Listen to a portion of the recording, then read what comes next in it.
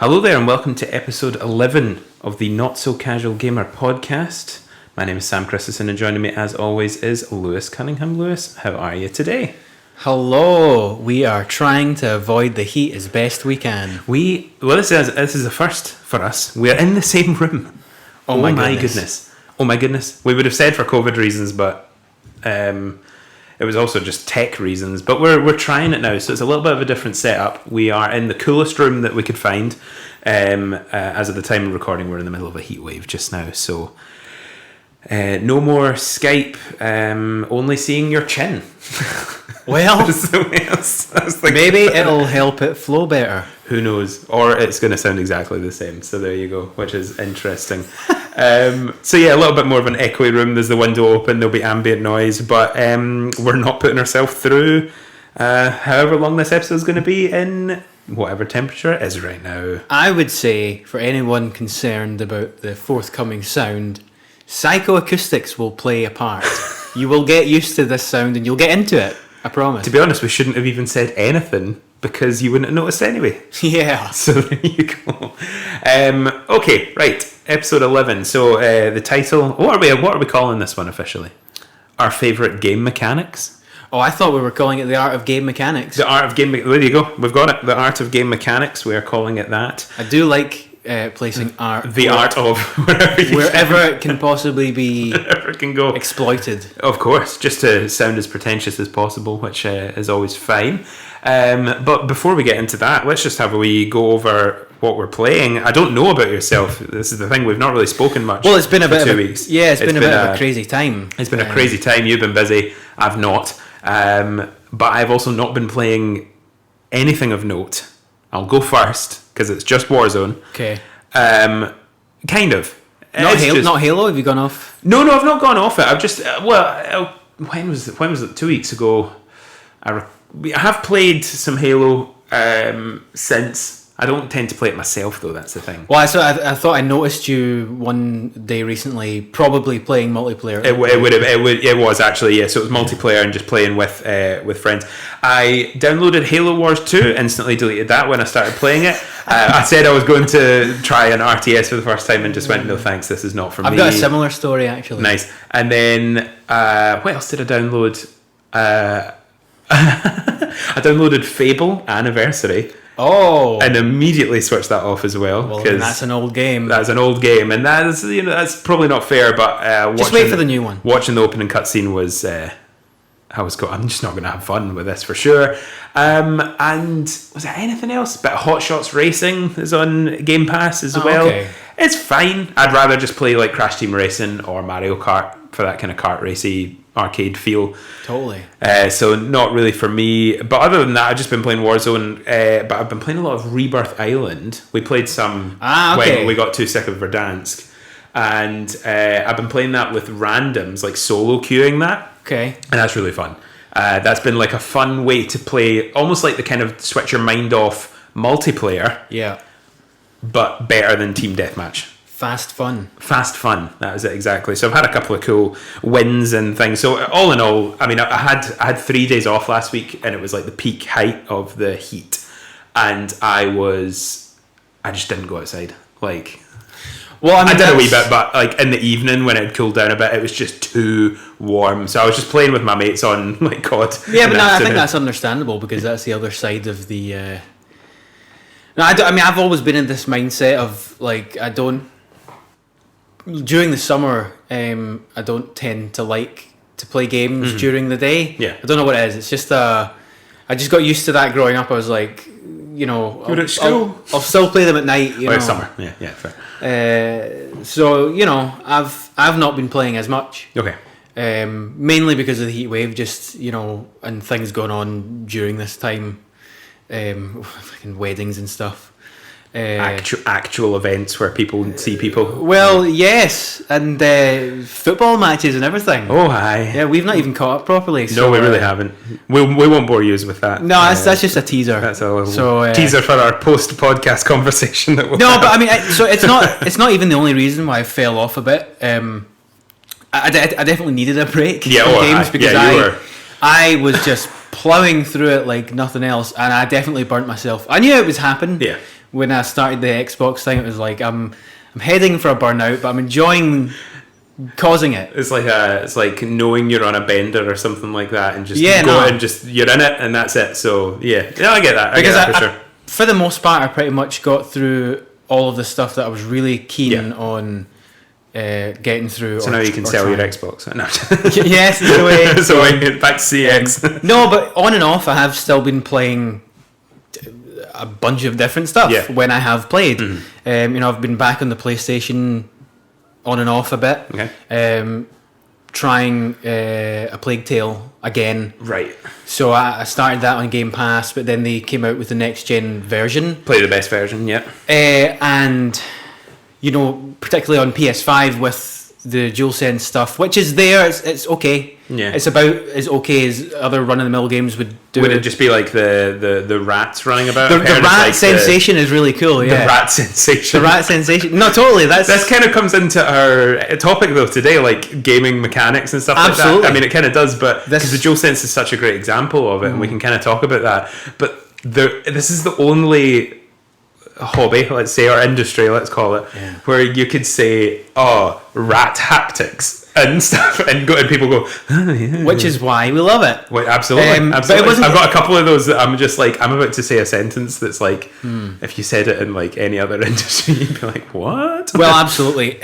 So in terms of that game, I haven't played it for a good number of days now. However, I was quite enjoying it. I didn't enjoy it so much on the Xbox because for like a story-based game, it should be up my alley, and stealth survival stuff and whatever, but it's quite clunky and quite hokey.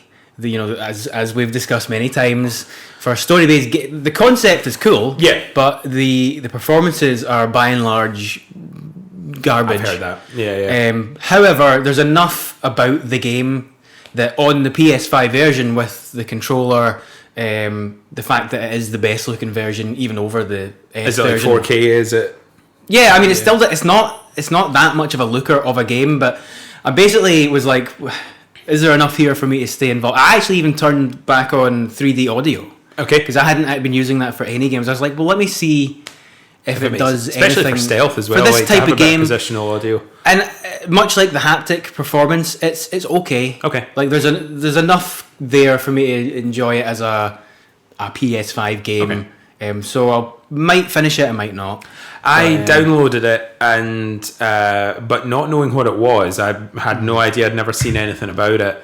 And I watched like a review of it, and it was just like, so you're stealthing about with no ways to fight, and I was like, no, but there is combat. Okay, no, it's basic though. It's a really easy game. Fair. I just thought it was like, it's definitely not up my street for sure. So that's I didn't worry myself too much about that. And I was going to potentially get Ratchet as well, but it's been one of those, like you're saying, it's too warm to play games. I was off for 3 days in a row. Kerry was working 2 of them. And I was like, well, I don't want to start anything new. So it was just a case of like a friend of mine messaging me. There'll be a better moment. Play Rebirth and stuff. I was like, yeah, sure, like that's fine. So I've been enjoying that more. So the summer weather is on its way out. We can get back into our. Well, that's it. It's raining tomorrow, so that's us. I'll play The Last of Us tomorrow. No, actually, Red Dead Redemption 2 got my copy back from you, so I'm very excited to play that again. I don't know why. What was I watching that made me want to play that again? It must have just been like the greatest games of all time, whatever, I don't know. To get out your system. And I was just looking at it going, I just want to play that. So I did start a new file about a year ago, got to the second camp. I'm going to start from there, and if I'm like, start from the beginning, I'll just jump back to the beginning. So that's kind of my plan tomorrow, is either continue from where I was or start from the beginning again. So we'll see. So, but all in all, not too much to report on the intro of the episode. Well, I mean, on my part, there's another bit I'm going to talk about here that I think you'll find quite interesting. Okay. Just moving off of the PlayStation stuff, I've just dabbled back into a bit of PES, a bit of Tony Hawk. You mean eFootball? Sorry. We'll maybe discuss that at some other time. When we discuss free-to-play games, we'll talk about eFootball. Quite possibly, yeah. I'm devastated about it because I've played PES for 20 years and it feels like it's died. But we'll leave it there. Well, just in case there's anyone, PES Pro Evolution Soccer, which is Lewis's favourite footy game, has gone free to play and has been called eFootball. So I wasn't just pulling that. Terrible name. Terrible name. Terrible name. I think they're shooting themselves in the foot.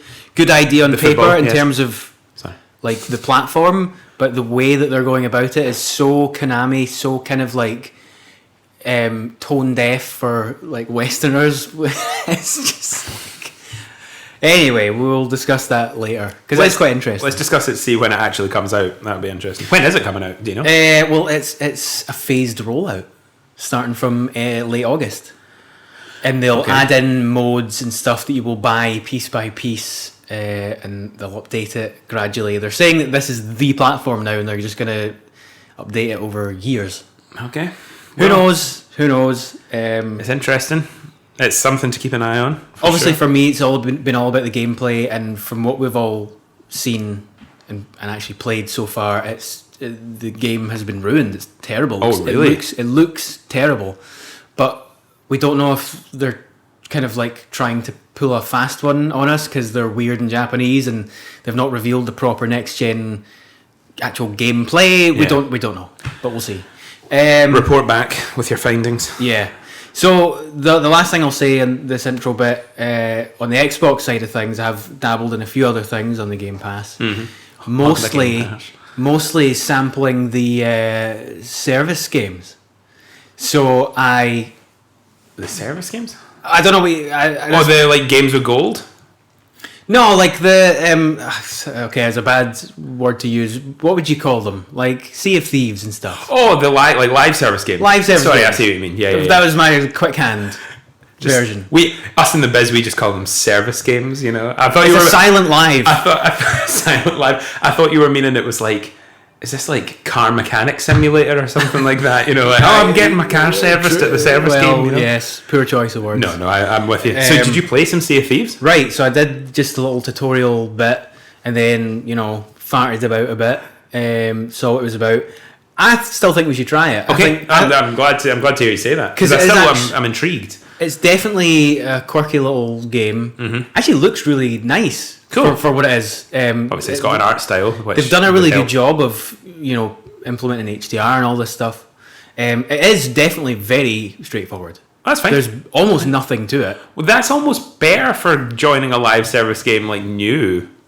Well, that's especially if, for example, I downloaded Destiny 2 the other day. All right. Mainly, I really just wanted to see. I'm not in any way, shape, or form thinking I'm going to be investing any more time in it fully. I just wanted to play a couple of missions in it. I have my character still there from like cross save, and I just wanted to see like Bungie's evolution. Just having played all the Halo games, I just wanted to kind of progress on, just for my own sort of curious mind.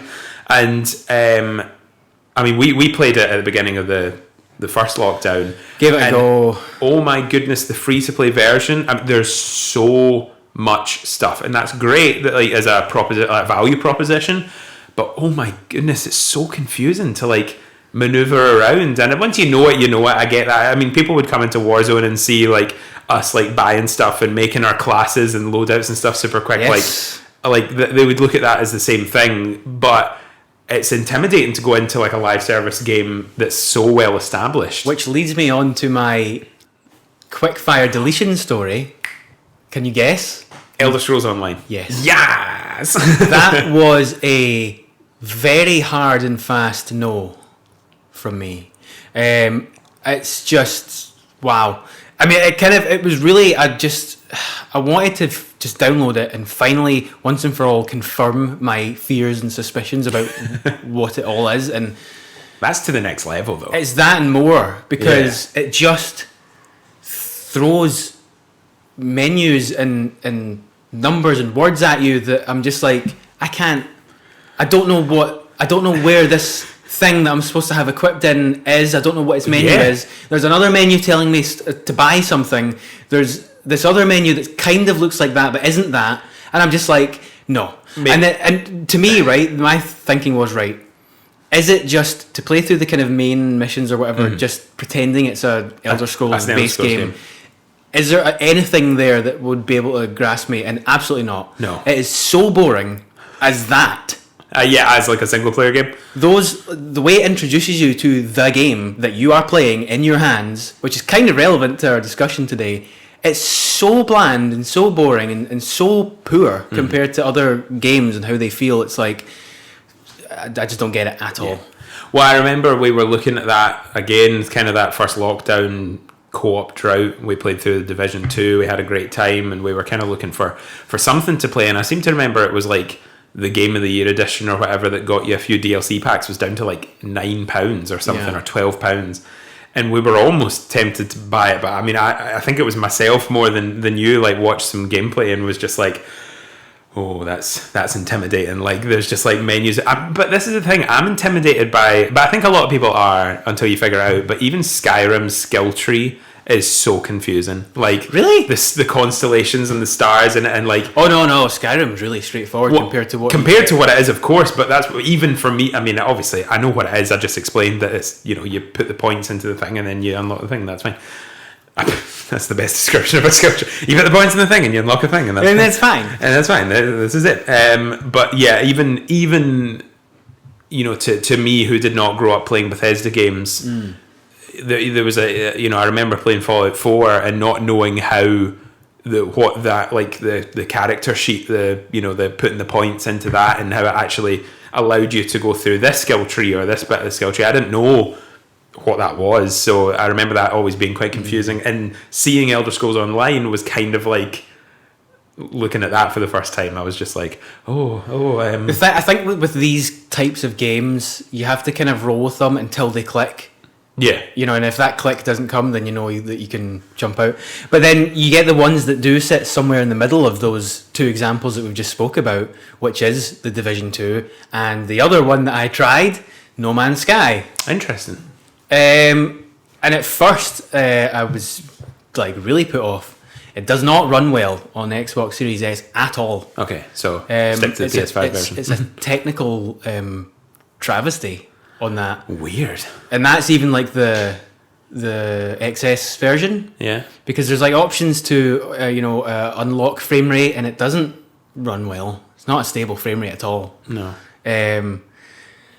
And I was kind of struggling to understand what it was trying to get me to do. It just kind of throws you into this like, you're in a like immediately dangerous, toxic situation. Get out of it. And took me a while to figure out what it was actually asking me to do. But actually, when I did, I kind of got into it, and I played it for a few hours. Yeah.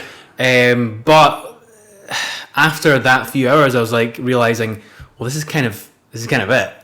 It's like resource. Resource management. It's like mining building, and management and base building, and I'm like, it's effectively Minecraft in space. Totally. And I get why I think it's done really well for what it is. Absolutely.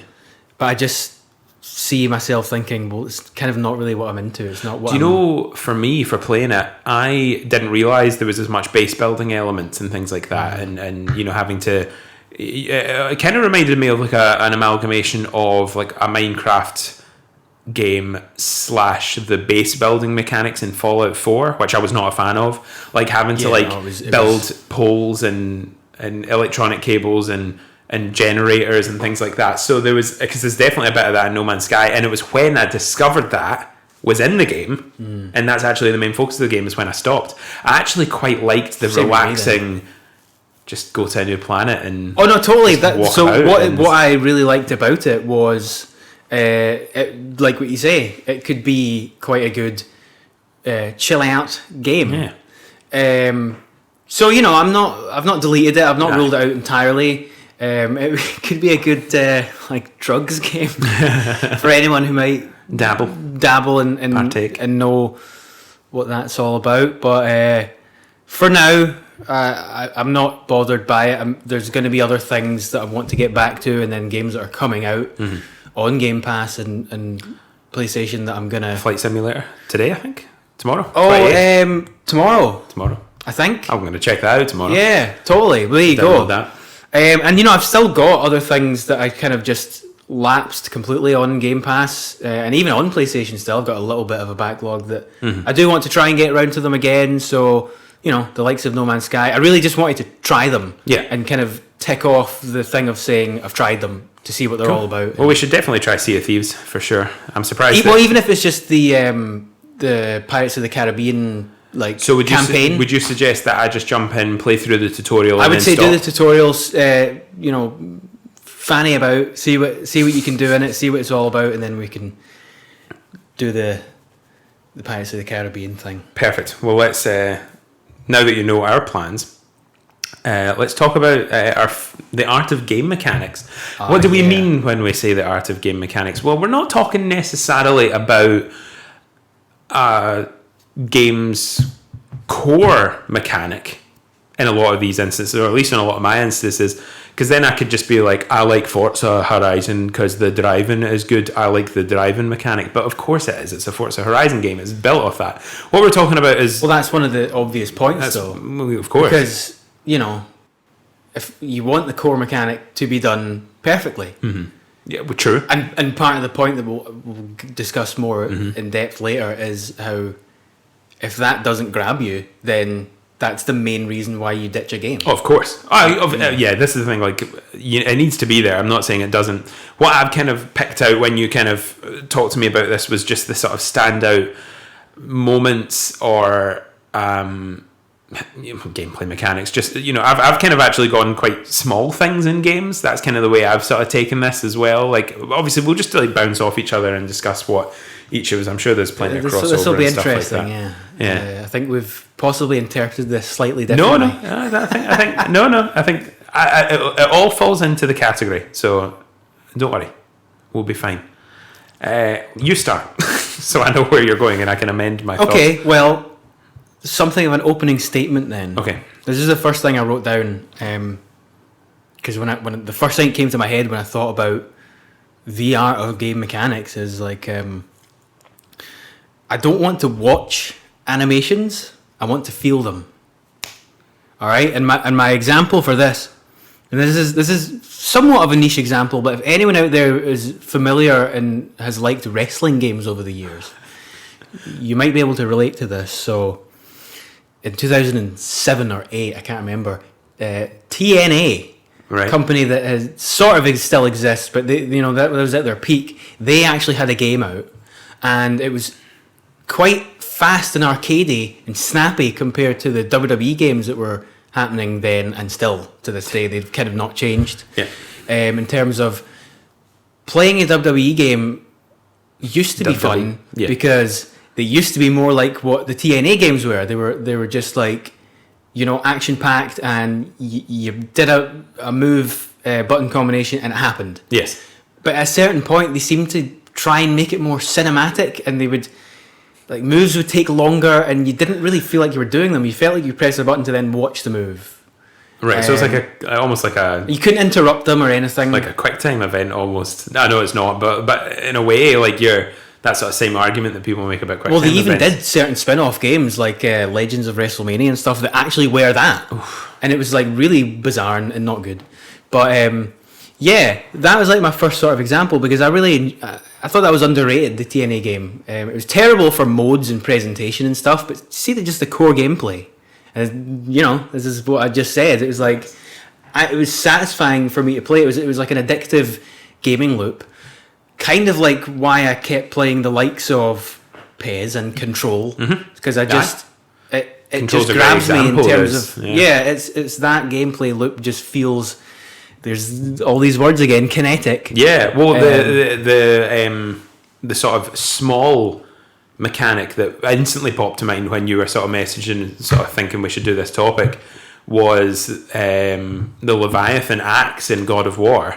That was where my mind went, and that's kind of where my mind. I wasn't purposely picking that, and I do have games that I want to talk about that are based around the mechanic that we're going to talk about, which obviously makes up the whole game. Mm-hmm. But I thought something like Forza was just too obvious an answer. Obviously, yes, it feels good. Well, that's Mario Kart feels good. No, I've got some slightly more specific examples. But the Leviathan axe, I remember seeing in the trailer or in a gameplay demo or something before, and hearing the reviewers talk about it, and I went, can't wait to get my hands on that. And all that is just throwing the axe And it wasn't even the throwing axe was fine, but it was holding triangle and then it returning to your hand.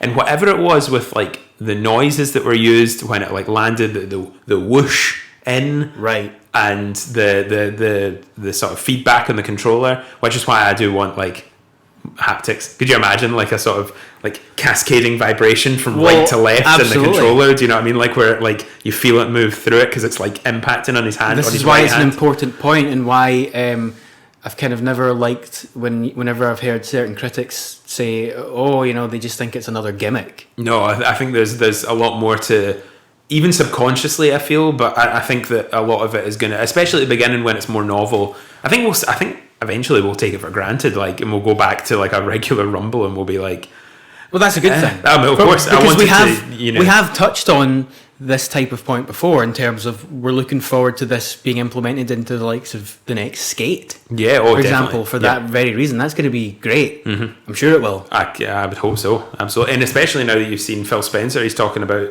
Xbox looking into similar technology in their controllers. They have to. But that's good for us. I'd rather they did that. Yeah, because then all our third-party games will support it more. Totally covered. And then the PC games that you connect your Xbox or your PlayStation 5 controller to also support it. It just makes it more of an industry standard, and there's PlayStation leading the way on it. You know, in the same way that it would have been, you know, no one was putting Rumble into anything, and then the N64 came with a Rumble, or you bought a Rumble pack, and then everyone put Rumble in. Like, if it happens throughout the generation this time with this controller, that's fine. It doesn't. We don't need to wait till the next generation to get an Xbox controller that does it. Because for all these games that have so far used it, they just patch it in, you know?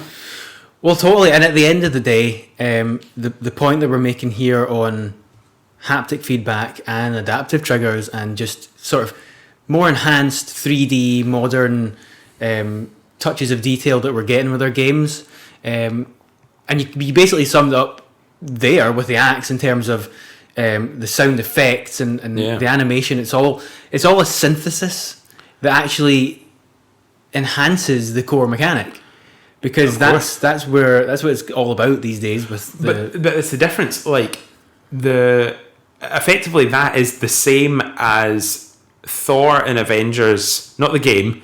Well, yeah, and in the game, but in the films, throwing his hammer and returning to his hand. I've never gone, oh, I love that Thor film. See when his hammer returned to his hand.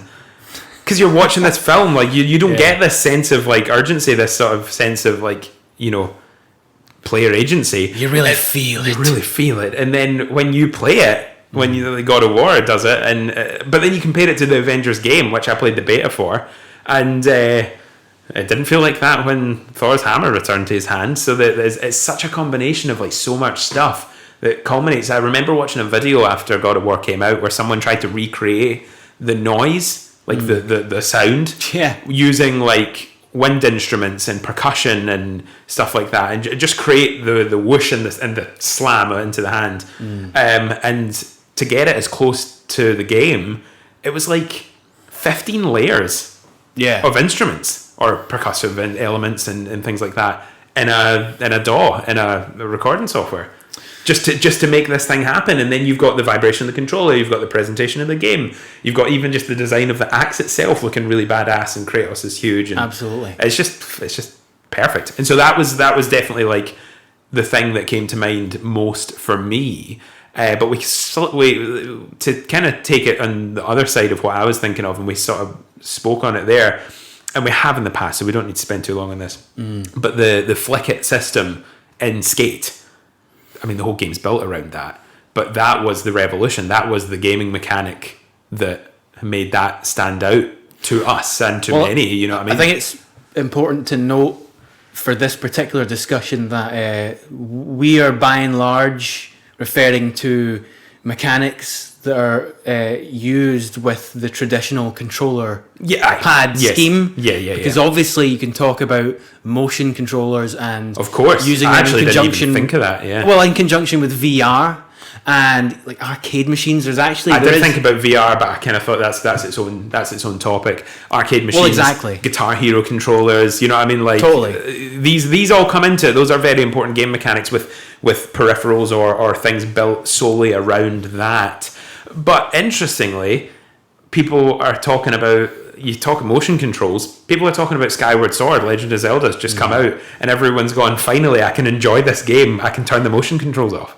Like, I know there's like Mario Galaxy and stuff like that was like revolutionary for that, and so I'm being a bit facetious with that there, but like, I'm not saying that there aren't really great examples of motion control, VR and motion control, like Beat Saber comes to mind, of course. But I think mainly my examples are, as you said, kind of on a standard controller. Well, no, but I mean, I think that's kind of the real joy of having this discussion is exploring the innovative ways that you can still use just a standard controller, and really thinking. I think the point is we like it when developers can think outside the box and come up with mechanics that somehow immerse you and make you feel the motion and physics of what's going on by just holding the controller and being in it. And it just comes down to agency and how well tuned what's going on in the engine is. Because it's the same controller that you're using for Game X that you were just playing before. Well, exactly. Maybe weren't feeling as immersed in. And Skate is such a good example. Skate's a perfect example. Like it's I don't want to bore anyone that's listened to it before, but for anyone that hasn't heard, it was the first time I played Skate, like I've said before, was a very bad experience because I just thought it controlled like Tony Hawk because I was a stupid 10-year-old child. Which is an unfortunate, but it didn't turn me off Skate for much longer when I actually discovered how to play it. And when it clicked, it was like because when I first, I skipped the tutorial. That was my fault. I just went so I would have found out very quickly if I'd played the tutorial that it was not Tony Hawk. Well, because I mean, going into the demo when I first played it way back in the day, I was aware that it was done differently, and I did the tutorial, and right from the very first second, it was mind blowing. Aye. Oh, as soon as I knew what it was 100% mind blowing for that as well. It's crazy. But then, on the other side of things, Tony Hawk, obviously a completely arcade-based skateboarding game where it's, and much like the old-fashioned wrestling games where it's actually kind of button combination-based, and a bit more sort of twitch-based in terms of, well, how quickly can you input those combinations. You can't really talk about like game mechanics, and really that's where they came from. Is with like arcade fighters and Street Fighter with you have to press these buttons in this combination to do this. But I sort of almost feel similarly for that. And this is stick with me, but this parallel between Tony Hawk and the likes of your modern twitchy first-person shooters. Okay. Because you're kind of using your brain in the same way in terms of having to think quickly and move the camera quickly and then press the right button quickly, essentially. That's pretty much what most games are. Well, but I think you're more on the money with that comparison than the likes, than a story-based Last of Us, for example. I want to get onto a bit about more kind of, what would the word be? Not vague controls, but more kind of methodical and what's the word? It's like more like interpretations of what's going on. Okay. So I'm thinking like Journey. Right. You're literally kind of just controlling the interpretation of what you're seeing on screen. There's not much to it. You're just kind of with Journey, I think that's maybe not the best example. Well, I think if you take the controller aspect away from it to an extent, you had like a jump and float mechanic, and the longer your scarf was the longer you could. Well, was it float or something? I'm thinking like of certain games like that are not. It's not important that they're precise. They feel floaty, and you sort of feel like you could get away with being vague with your inputs. Interesting. Okay, I know what you mean. If you miss a thing, you've got like a bit of correction and even I played a bit of a really strange kind of unknown game on Game Pass recently, Genesis Noir. Okay, which is just a completely bonkers film noir investigation, but like acid trip type thing. Okay. And when I think of there's basically no mechanics in it, each scene or section will just give you a new puzzle to work out, and you have to work out what it's trying to get you to do. Okay. There's not any consistent inputs for what will do the same thing, if you know what I mean. Okay, right. For each piece of the game. So I just find it interesting that you can have such massively different games that go against the grain of standards almost, like X is jump, that will be in the game, right trigger will shoot. You know, there's a totally wide spectrum of, you know, types of mechanics and mechanics and actions that have been interpreted in games. Yeah, no, I think that's like, I mean, that's obviously its own sort of sub-genre of game mechanics that were, you know, that there's no real set definition, because we've already spoken about quite a wide variety of things. Yeah. You know, like we've blown the load already. We have, that's it, right? So thanks so much. See you later. No, I mean, like I feel like we spend as long as we need to on each thing, but you'll kind of see where my mind was. For example, you talk about like Journey. I mentioned earlier. I think it's like a jump and float. It's been so long since I played it, but I remember. No, you're right. It is. Yeah. Okay, so the longer your scarf is, the longer you can float for. But it's not like you've got this little bar in the HUD that says your float meter. You know what I mean? Like that's the most video gamey thing you would think.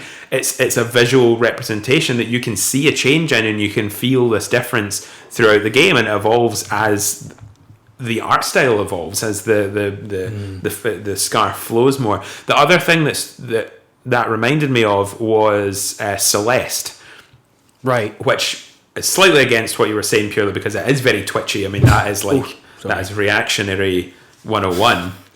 But again, that's a whole other genre of thing. What is, but 2D. the exactly 2D, you know, and bullet hell. I mean, that's not bullet hell, but like maybe bullet hell 2D or twitchy platforming and stuff. Well, more just NES style. But the thing about that is, you had a wall grab. No. Well, you do have a wall grab, but you've got a double jump or a dash in midair. Yeah. And the only way you know if you've got a dash in midair is by your hair color. So when you've used the dash, you need to land back on your feet to reset it. So your hair color's ginger, and when you use it, your hair turns blue. That's cool. So you know that you don't have another dash in you. So you need to maybe grab the wall, or you need to land on your feet to reset your hair color. Yeah. Which, again, on paper, if you say reset your hair color, sounds like the weirdest sentence in the world. But it means that there's no HUD to this game. It's all what you're seeing on screen, and it allows you not to get distracted by something off in the corner. You're just looking at the character or the environment around you and making sure that you know where you need to land, or what you need to do next, or what you've got up your sleeve, effectively. So that was one, like as a mechanic, which is, you know, such a loose definition, really stood out to me. I remember that being like a really important one. Well, yeah, I mean, that's definitely a good example of how earlier you had a lot of thoughts about the sort of minor ways in which, because obviously there's so many games that come out, you know, it's quite hard to innovate. It's like just like music, you know, how often can you hear the same song that's been stolen? It's, you know, I'd imagine it's very hard to come up with new core mechanics that is something new and sticks, like what Skate did. Exactly. And while I was thinking along that lines of the sort of slightly smaller and like the minutia of a game, I was trying to find the likes of a similar small example, a Leviathan Axe, a Hair Colour in Celeste, the Scarf in Journey. I was trying to find things like that, but in our favourite games, you know, like The Last of Us and Uncharted and stuff like that. It's not really there. In the same way, of course, there's like, you know, there's like, oh my goodness, I didn't realise that if you jumped from this ledge as Ellie and you have your knife out, you know, you'll land in this guy and this animation's beautiful, and you know, those games to me are like this whole package thing. It's the big picture thing. Well, that's more in the environmental storytelling and it's environmental storytelling. That's more like contextual stuff, animation and stuff, but. Because the gunplay, I mean, you know, the thing Last of Us was like landing a headshot with the bow. or something like that. That was always really satisfying. But it's it's bow and arrow. It's more the animation. It's the context of what you're seeing rather than the feel it gives you. To me, the rope swinging in Uncharted 4 is cool, but it's not like they're more about the sheer detail that goes into the whole thing, and that is kind of why we talk about them so much and why we love them, because it kind of just it gives each element that's in those types of games room to breathe. Yeah. And for you to appreciate all of the detail and stuff, because there's obviously a section of games where it is much more about the mechanic and beating the game in a traditional sense. Well, yeah, absolutely. Like of the more traditional ones we just talked about, your Celeste and Hollow Knights and all the Metroidvanias and stuff. Yep. But there are more modern 3D games where I appreciate when they do just let the kind of straightforward nature of it shine. Mm-hmm. And an example I've got for that is the original Mirror's Edge. Yeah. Because that is just about the most straightforward AAA game that came out around about then. It was, look for the red things are parkourable. It was literally just the parkour. And they were quite different. It was quite a different control scheme at the time, and that sense of movement in first person, it was quite a new thing. And obviously, it was taken by Dying Light and expanded on with the zombie combat and all that. But that was quite musical, wasn't it? Zombie combat and all that. Zombie combat and all that. Zombie combat and all that. But you know what I mean? Like, I definitely appreciate the games like that, and they're becoming less and less these days. Oh. That just let... Back in my day, we had zombie combat and all that. Well, I've never even played Dying Light, but maybe two. We had the ability to play it if we wanted to. The zombie games are a dime a dozen, as the Americans would say. Well, a 10 pence a dozen. A threepence a shilling. Threepence a shilling. No, it makes no sense. But no, but you see what I'm getting at. Like, I'm with you.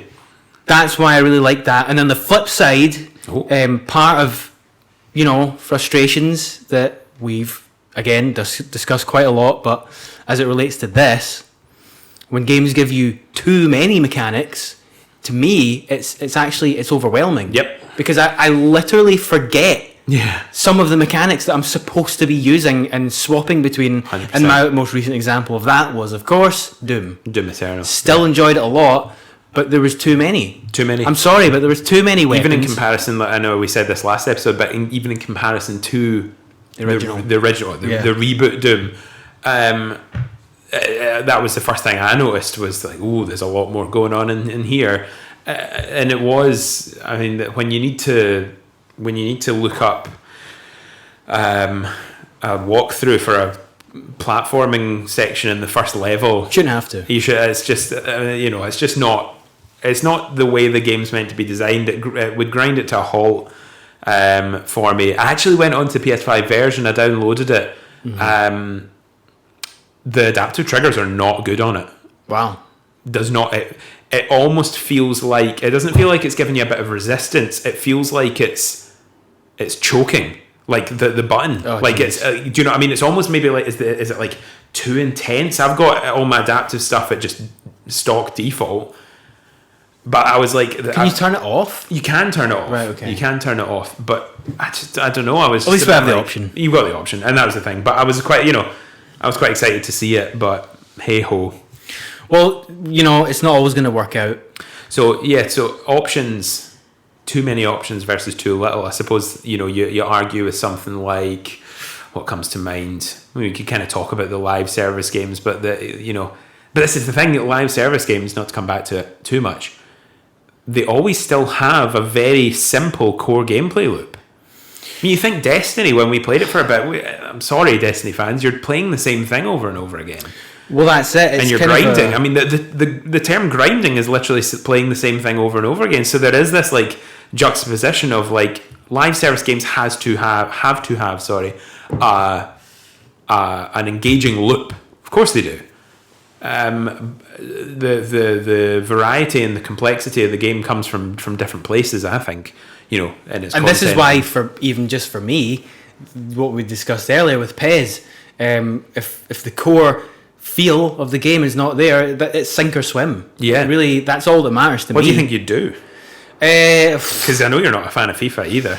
Well, I don't know. I mean, they're claiming that with this year's FIFA, they're completely overhauling the motion physics and animations and stuff. So, hey, believe that when I see it. You know, if it's better, yeah, you know, it's going to be on Game Pass day one, for free. So I'll at least be able to try that as well. Yeah, never thought I would say this with both football games being free to me in a year, which is very odd, but. And if they're both trash, then I won't be playing. I'll just keep playing PES 21. Aye, fair. If I ever feel like playing a game if you of need football. to, exactly. No, that's it's good that at least you've got that option for sure. But I can even go back to PES 6 from 2005 and have a better if I want to play a game that feels good.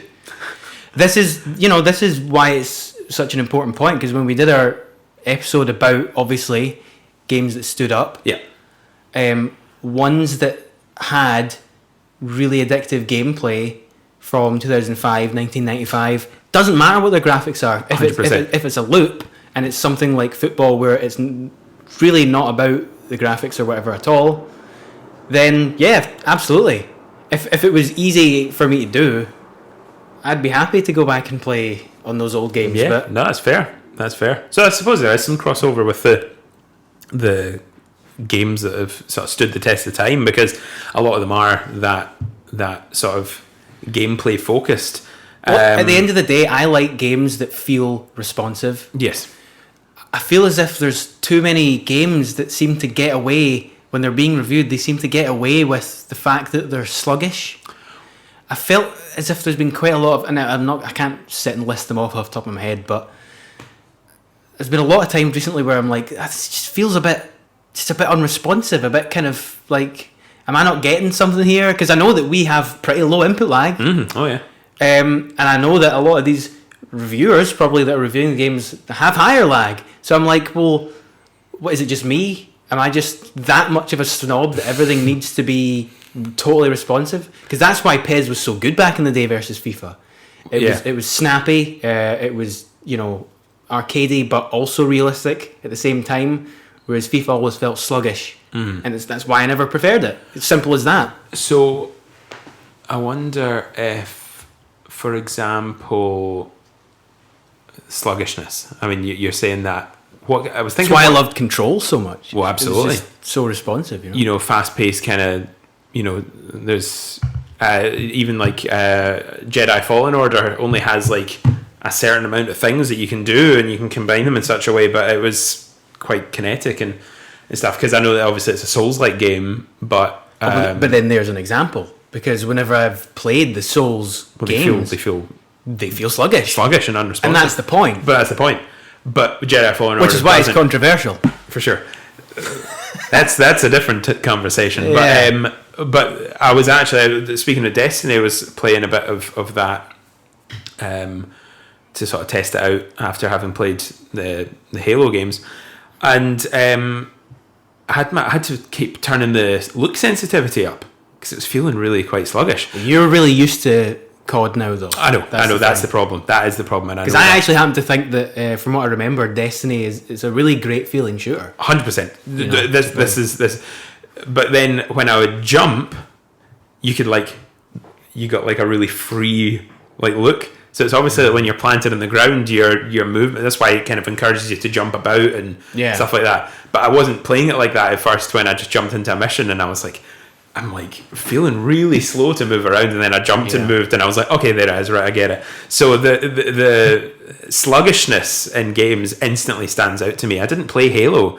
I stopped playing Halo 1 because it felt really sluggish, and then I boosted the FOV up to 120 and it felt faster. And so I had to put every game at 120, otherwise it would feel too slow.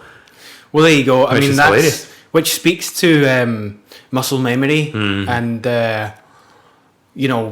preferences in games and what we become used to. I feel so basic saying I'm a Call of Duty kind of guy. Like, of course you are. Obviously, everyone is that plays a game. Usually, you know what I mean. Like, it's just like the most basic thing. It's the best-selling game every year, and it's like, oh, but actually, I've got a podcast, but I like Call of Duty. It feels slimy, but it's not. But it is. But it's good to be different. No, but I mean that's why I think it's probably really hard for developers. It's balancing and fine tuning, because that has to be done. It's really not straightforward to build games. Yeah. Every element that goes into each subtle movement of a stick or whatever, it needs to be fine tuned. Yep. And you need to try and cater somewhere in the middle that will please the most amount of people. Which is why Skater XL just misses the mark compared to Skate. Because you could argue, I'll preface this with what I've obviously said before, I really enjoy the game. But it's jankier for sure. It's not as responsive. But if they implement that idea of one foot on one stick with the other foot on the other stick, and you need to combine them like real skaters would combine both feet to do these tricks. Yeah. On paper, that is awesome. And when it works in Skater XL, it works. And it's like, this is better than Skate. And then when it doesn't work, you're like, okay, no, it's not. Because it's just not as polished. Well, we've always said that. We've always said that for sure. So that's an example of... That's the way I think that like that Skate game can evolve, but it's just not quite there yet. And I don't even think the new Skate will do anything different in terms of like the flick it system. I would be shocked if they tried to reinvent it, because I don't think they need to. No, they don't, and they don't, and that's the thing, because people just want the game. Here's something that we can maybe talk about for a bit, and then kind of talk about its peaks and valleys, and looking back on it. We've always brought up when talking about this topic in our own life, Assassin's Creed parkour. Oh, I was. Now we bring up Assassin's Creed a lot, which is ironic because A, we don't like it anymore, but B, I mean, we've played all the games, but it's not like they were like, oh, they're in our all 6 of the first ones are all in my top 20. Do you know what I mean? It's not, but.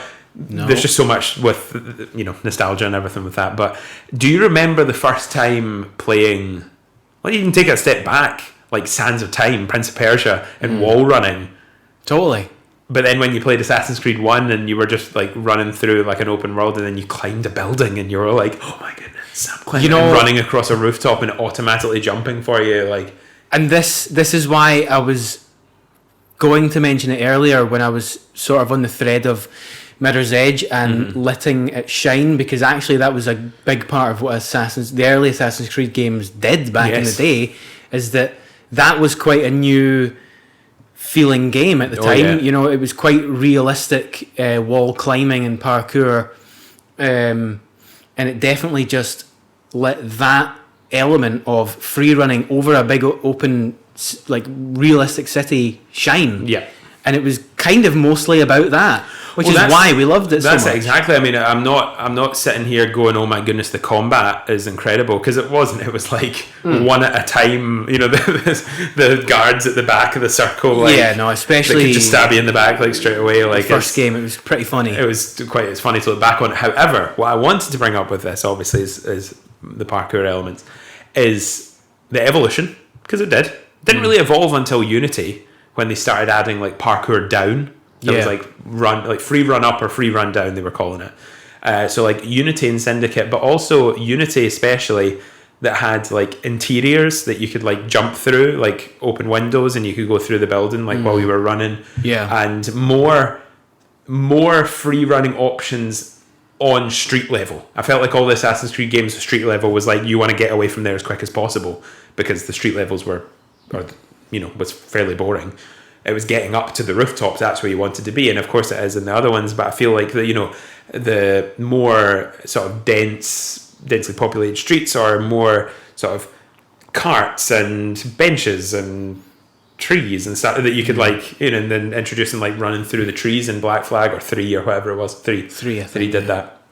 And then kind of where it's gone to now, where it's the same as that to an extent, but there's like I don't know, I think it's just run its course. Pardon the pun. Like, I think it kind of has. The modern ones, you mean? Yeah.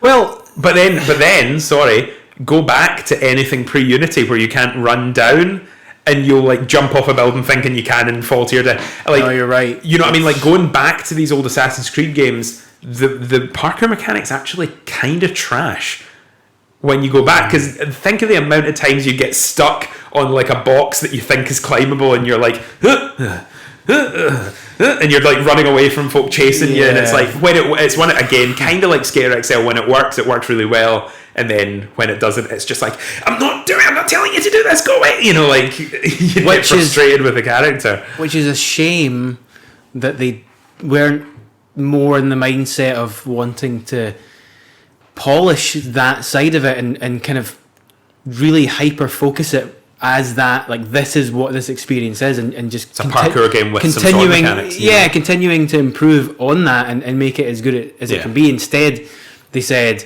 nah, we're actually going to just load on the RPG mechanics, generic RPG mechanics, shall I say, which, yes, that is a whole subset of mechanics, is your typical, because let's be honest, they end up being fundamentally quite the same RPG mechanics. Could you hear that term being put into games all the time now? So that if you hear the term RPG mechanics, you know what to expect. Which is, inventory management and leveling and multipliers on your stats and stuff.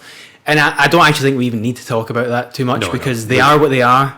They're very kind of matter-of-fact systems and numbers-based things that is just a reality of today's games. Yeah, they love it or you don't.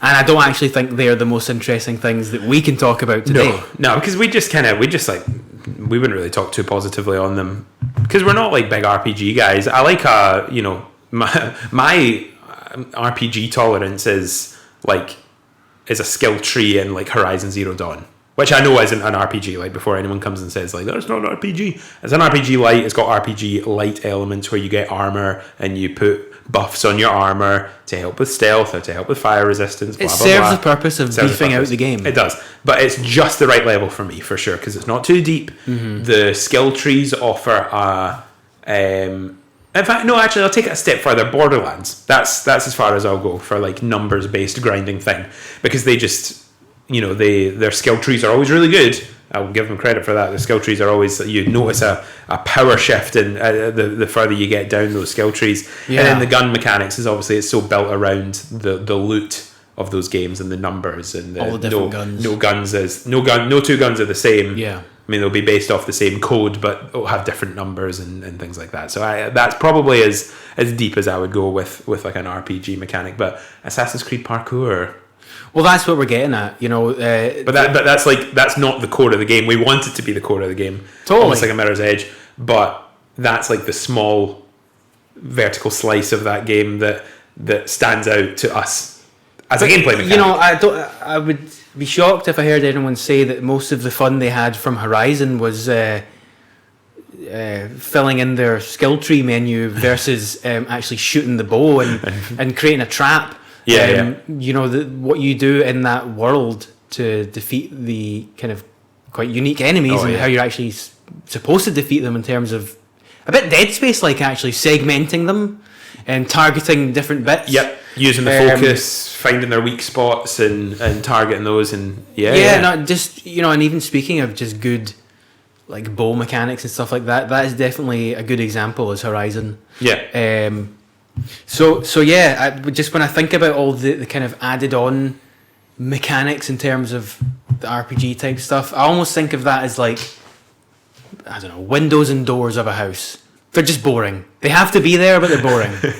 they're not the what are you fun. Saying a new double glazing and the new doors, but Well, usually, I mean, I'm sure sometimes doors and windows can be spectacular, but which would be a very good RPG. There you go. Oh, what a great analogy. But then that's we're getting into abstract territory there. So I'm trying to think of some other like smaller things that we can kind of talk about. The go-to, like say something like Spider-Man, right? Insomniac Spider-Man. The go-to is like, the swinging makes you feel like Spider-Man and stuff, like, which it does to an extent, obviously. Well, they perfected the swinging. But I actually wanted to bring up the stealth mechanics, which are super simple, right? It's not a deep stealth game, but If you can clear a whole enemy base, which is really easy to do, but it makes you feel really, really good by just sticking to the rafters and shooting up into a vent and crawling through it and distracting the guard over there so that the wee bar says safe, and you can press triangle and web zip him up, and that was like, even just that like mechanic of like a stealth takedown from above and webbing them up and kind of hiding them up on the roof or things. Well, it was obviously very based on the Arkham games. But the Arkham games, I never knew. Every time I played the Arkham games and I would try to be stealthy, I'd get caught every time. I would think I'm safe, there's no one else around, and then the guy would go like in the wall when you knock him out, and then everyone was like, oh, what was that? And then start shooting you. So they streamlined it then. They definitely streamlined it for sure, which is why it was definitely like polished it. Definitely the most kind of polished. The Arkham games have their own unique draw and pull to them, but I think a lot of that comes to, of course, the fighting mechanics and things like that are, of course, that as well. But the whole kind of gothic scenery and kind of the detail in those games as well is totally kind of what make them stand out to me more than just the gameplay. I know a lot of people would say the gameplay, but. Yeah. Well, sorry, wait. Were you talking about? That was Arkham more than anything. The Arkham games. Arkham, yeah. No, I mean we've mentioned them before. I only liked, or I think I only ever played Arkham Asylum, the first one, because that for me is the perfect length of what I want out of that game. It's semi-open world. It's just contained within Arkham Asylum, and semi-linear with backtracking, and that's the type of thing I like. Well, that's BioShock, isn't it? Well, totally. It's not too big. You feel like you can explore most of it. Yep. Which is what I like. I want to see what it all has to offer. Do you know what I mean? We're getting off on a tangent a bit, but as we so desire and like to do on occasion. Yeah, that was one of the. Like, sort of, maybe not everyone's talking about like the Spider-Man stealth mechanics, and like I said, they're not hard. Well, but they're fun. They are a good example of streamlined stealth mechanics. If you're talking about stealth mechanics, the other side of the coin, of course, is Metal Gear Solid. They are the kind of classic examples of quite detailed and much slower, really slow stealth mechanics, which is what I loved back in the day. And that was a whole other way to go about it. I mean, it was a perfect balance of physics and animation and enemy sort of AI being pretty good for facilitating a stealth scenario. Well, and Kojima always implemented quite a lot of different unique ways to get by enemies and stuff, but not too many. Same in Death Stranding. I've got here the social elements. That's a game mechanic. Very different. That's a very good example of a recent. But to get around enemies, there's a pool of bandits or BTs in front of you, and the rain starts. So I could go up here. Oh, there's someone's made a rope. Oh, fantastic! I don't have a rope on me. This is awesome. I can just use that or a ladder. And I appreciate that immensely. Despite obviously the foibles that I have with those games, but totally understandable as to why. But that was like a very abstract game mechanic in quotes that was very different to the other examples I had. You would look at that game and think straight away, oh, the cargo and balancing and weight distribution, the literal physical balancing, the literal physical balancing that you would assume is the core game mechanic, but I kind of wanted to think just something a little bit different. And I know, I'm the first person to talk about Death Stranding's social mechanics.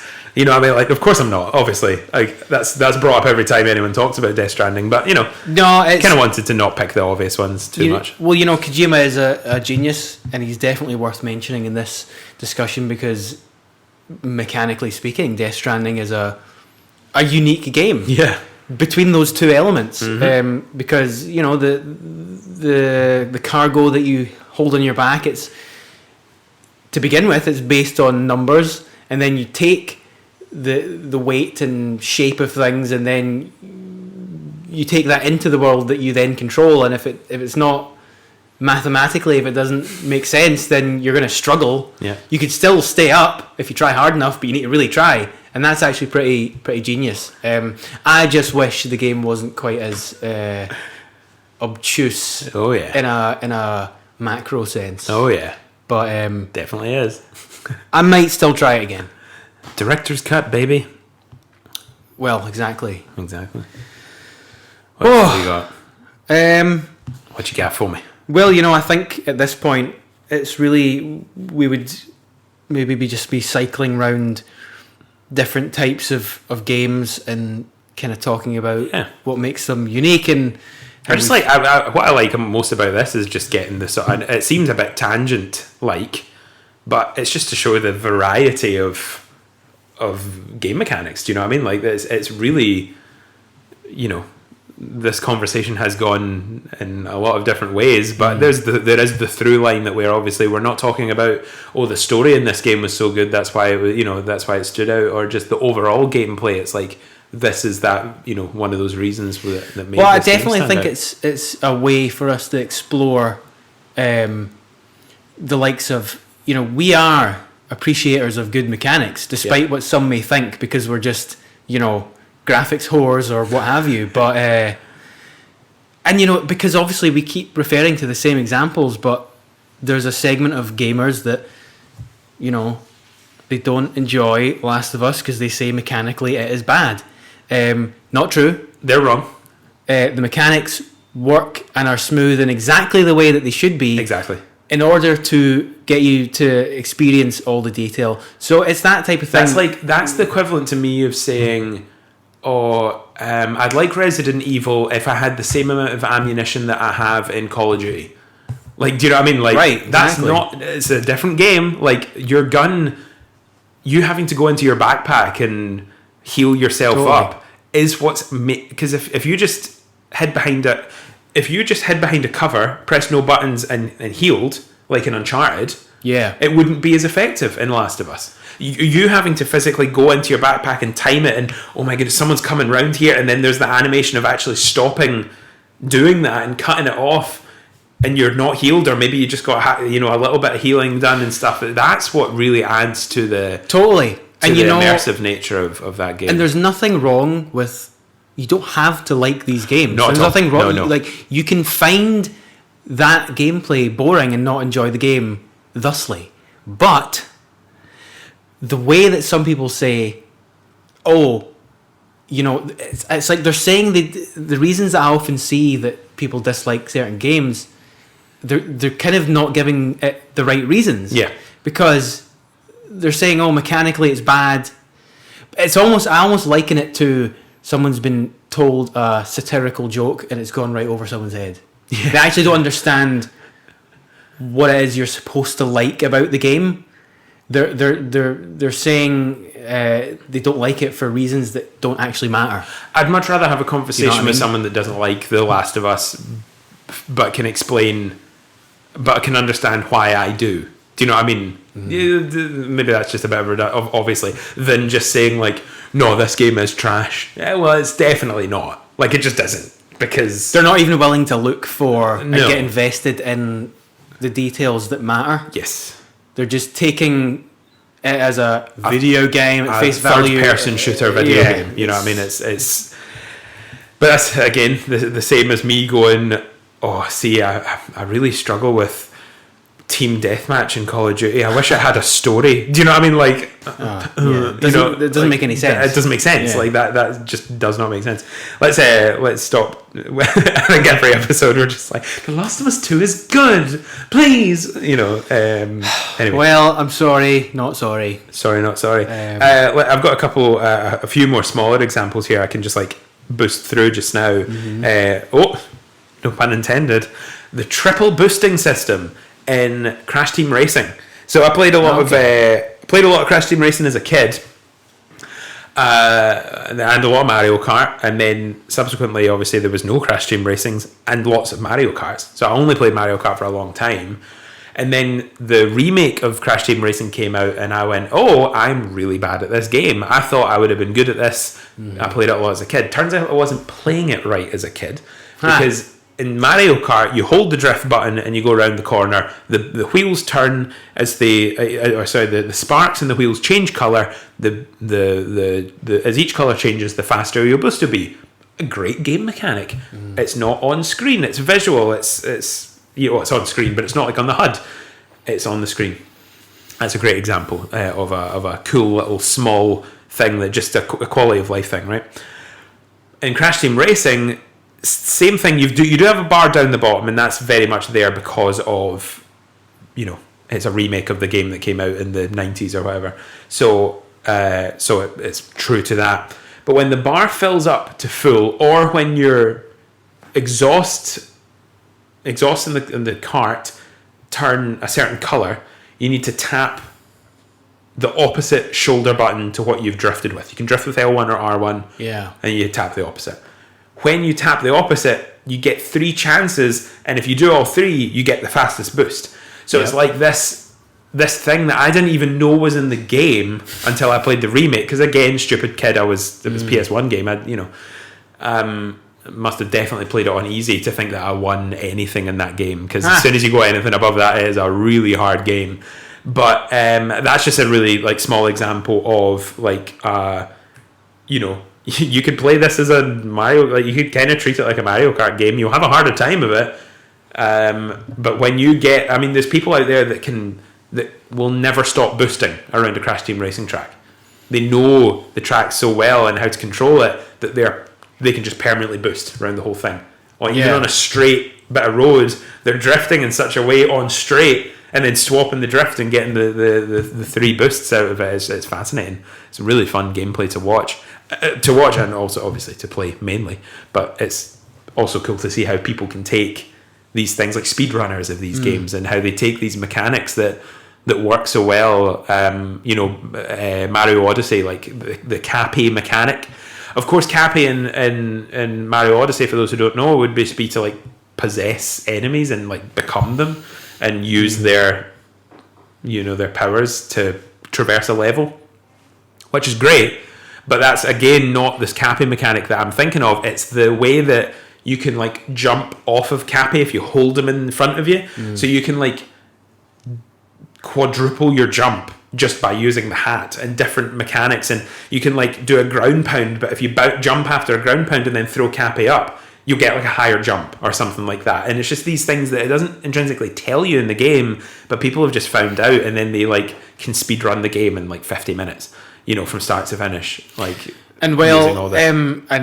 that speaks to how Nintendo have always been the masters at innovating the mechanics and iterating on game mechanics. They've been the ones that have come up with unique ways, particularly in the modern Mario games, of making you go, I never thought of that. Absolutely. And not just in a kind of gimmicky way. They always seem to be able to do it with such grace.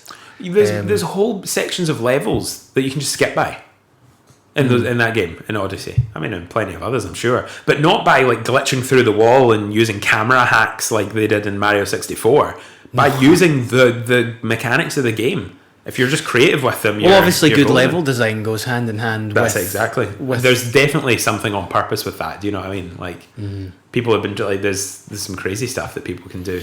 Well, listen, obviously the absolute OG Mario games back in the day are the genesis of all things. That we've just spoke about. So video games are Mario, and Mario is video games. Absolutely, that is the art of game mechanics in a nutshell. Because the story of the princess is in another castle. That's not it's oh my goodness, no, the princess is in another castle. No, it's it is the art of just jumping in that game. Totally. With level design and then music and and all that, but it's jumping. They perfected the he was called Jump Man. That was him. Absolutely. And even just jumping to hit blocks to be able to get things out of the blocks. It's simple but genius. It's not too busy, not too much going on.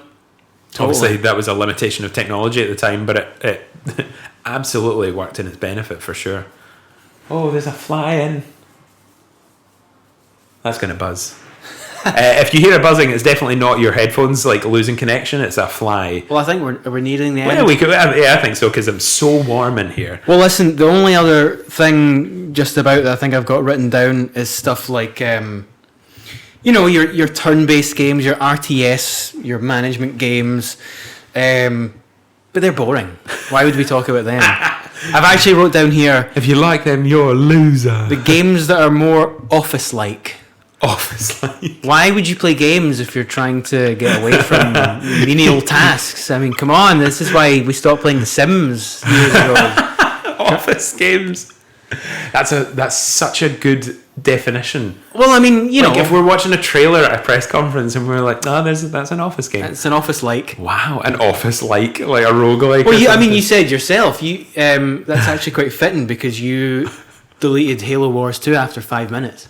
Oh yeah, that was. I played the tutorials and I was like, this is probably great, but it's just so not for me for sure. But I didn't play like Rome Total War. I didn't play, No, but that's the thing. That's the beauty of games, though. These are for someone. Well, we say that when we watch these conferences. That's for someone. It's for someone. And it sounds a bit. We kind of say it a little bit like facetiously or tongue in cheek. Like that we're actually like talking trash on the game. Yeah, no. But we. I mean, it is for someone. Like the worst example though is Kerry when we were watching. Whose conference was it? But it was like Dota 2 or League of Legends or something like that. Yeah. Who even still plays these kind of games? And I was like, oh my goodness, so many people. Like, so many people play these games because they're super popular, but they aren't for us. And that's fine. We're not ever, we'll poke fun, but we're never going to like say that you play an RTS or you play like Dota or like a dungeon crawler, deep thing, that we are a dork, but we're all dorks. Do you know what I mean? Like, we're talking about game mechanics just now. I just spent 10 minutes talking about an axe in God of War. Like, we are dorks. You're just dorkier than us. Sorry. It's like a family tree of dorkism. Dorkism. We just happen to be over on this on side. The cool side. Listen, I'm sure there'll be a game that comes out that. No, there has been games that I've enjoyed that it's a bit like how I feel about fucking like hardcore like proper jazz music. I don't find myself ever sitting down and gravitating towards it as like my main listening stuff, but when it's incorporated into a lot of other music, it's so great. Yeah. An example for me is I think I actually maybe mentioned this as a deep cut in one other episode, but like Overlord. There's certain games like that where there's maybe very light management aspects or RTS things. Maybe not RTS with that, and in a very kind of light, children-friendly way almost. That we can. You know what I mean? Mm-hmm. Like jazz-influenced office games. But I'll probably almost never play an actual RTS game because I just find. Then you think like turn-based games, turn-based as well. But then I really enjoyed the South Park games. It's so weird. But there's like a comedy element to that. Do you know what I mean? But to me, that's all about the comedy there. The comedy, but also how light the turn-based elements are. Totally, because it's just Pokemon with a bit more going on. You don't have to lose your mind over. Oh no, I need to go back and grind to get this stat up or to find this gem in order to use it in this turn-based thing to get. I don't know. I don't know why I ever tried playing Lost Odyssey back in the day. I really don't know. It's like Pokemon.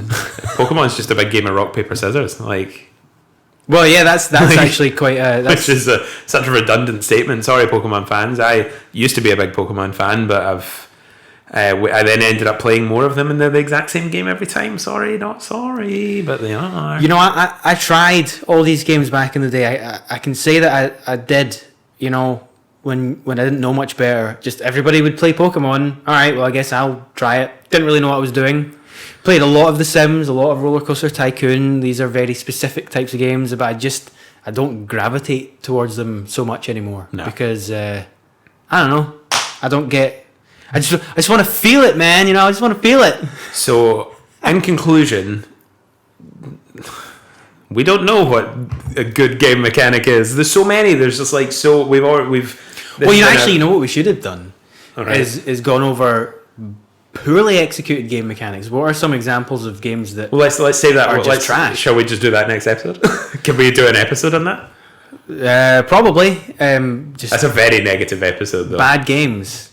Bad. Let's maybe not worry about that next, or maybe we will. But let's see how we incorporate. We'll do a bad games episode. We will. Trash games. Right. Okay. So note this, listeners. Part 2 of this will be our Bad games. sort of like bad games episode where we talk about mechanics that suck. Sorry. This is the art of game mechanics. That's going to be the fart of I game knew it. mechanics. I knew it was coming. Yes. So yeah, that's Oh my god. Right, that's going to be next. That's going to be the next one. They'll be right next to each other. The art of game mechanics. the fart of game mechanics. I mean, I like it. If it's not the next episode, when we do that, it will be called the fart of game mechanics or the fart of bad games or something like that. If we're gonna be calling like things the art of, if that's going to be like a sort of long running thing, the art of gaming storytelling or something like that, and we do that, we need to call the bad ones the fart of, as is tradition that we've just made. Well, the tradition starts here. So there you go. Yeah, there's a lot of game mechanics out there. Keep your eye out for them. No, but like, it's all about just, I interpreted this as you can kind of see in a lot of the examples is like the small minutia of games, not the overall thing, but it's one of those like intrinsically, goes hand in hand. It adds to the whole experience. If by taking out the Leviathan axe and the feel of that, would it have lessened God of War's experience? Maybe not. Maybe it would have. I don't know. I don't need to think about that because it's in there, so, and it works. I don't really know how to conclude it. Well, because there's just so many. Like we've spoken about like very different things. We've talked about social game mechanics. We've talked about HUD elements or lack thereof of HUD elements. We've talked about, Well, somebody might say that after hearing all this, their conclusion is, well, isn't the ultimate game just dreams then? Oh no! Right, we can't end on that note. Like, no, but that was tongue in cheek. Okay, but it is, that's a whole other thing as well. That is the power of game engines and interpretations of what games can be. Mm-hmm. There's so many ways in which we can be immersed and, made to think and control and all the rest of it. Games, they're good, eh? Don't be boring. Don't make us just press a button and watch the wrestling move happen, okay? Yeah, perfect conclusion. Don't just make us press a button to watch the wrestling move happen. We have come full circle, Lewis. That is good. Let's finish up there so I can sit in front of a fan. I'm a fan of fans, A fan of fans. You've got a good fan. You've got one of those Dyson fans. I'm jealous. Well, I sort of felt like I needed it because my flat is so outrageously insulated. I was like... Well, you've never turned your heating on. It traps that much heat in the even winter. through winter. My heating's never been on. So that shows how warm it is when it's 27 degrees in Scotland. I felt like I needed a good quality fan because it's not like I was going to install an AC system. So, well, also, and the money that you'll have saved on not having your heating on is...